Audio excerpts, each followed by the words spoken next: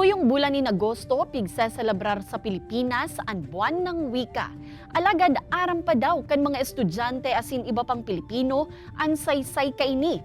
Katakod kaiyan makakaulay ta live si Sir Vasil Victoria, ang punong direktor kan sa GIF o Samahan ng mga Guro sa Intelektualisasyon ng Filipino. Magandang hapon po, Sir Vasil.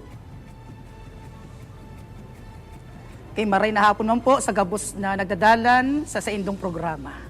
Oo, Sir Vasil, bakit po ba natin ipinagdiriwang ang buwan ng wika?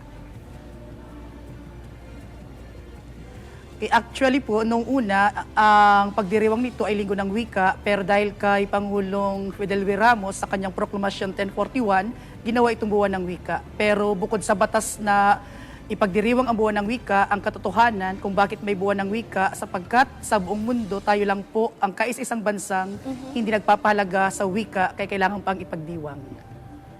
Opo, bakit kailangan po nating pahalagahan ang ating wika, sariling wika? Ano po ang implikasyon nito sa ating pagiging Pilipino?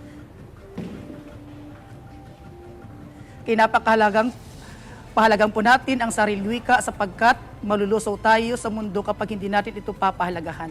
Darating ang araw na hindi na natin kilala ang ating sarili. Sabi nga ni Almario, pambansang alagad ng sining, kung ano ang wika mo, yan ang iyong pagkatao. So kapag gumagamit tayo ng wika, naroon ang ating identidad, naroon ang ating kultura, naroon ang ating buong pagkatao.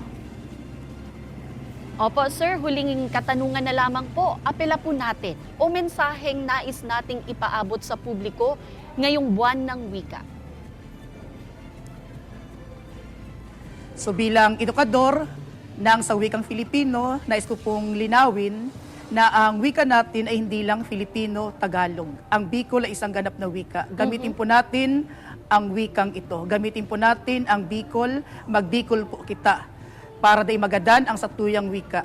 So ang Bicol ay isang wika na dapat makilala, hindi lang ngayon, kundi sa mga susunod pang henerasyon. Diyos mabalos po, Sir Vasil Victoria, kan Samahan ng mga Guro sa Intelektualisasyon ng Filipino.